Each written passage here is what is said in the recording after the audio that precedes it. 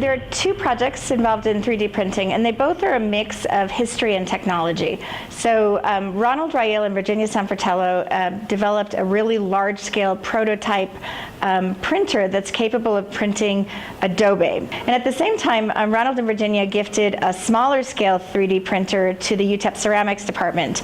And Vince Burke worked with his students and with Ron and Virginia to harvest clay from sites all along the border.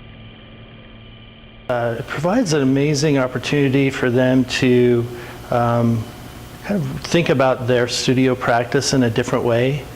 So much of what we do is based with the hand.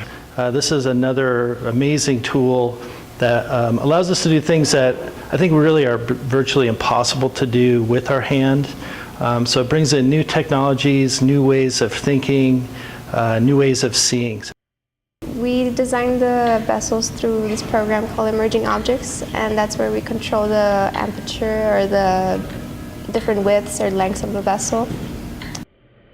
Pretty much anything that you can get through that machine, it'll print. And Ron and Virginia have experimented with a lot of materials. They printed sawdust material, salt, coffee, pretty much anything you can get through there, it'll print it.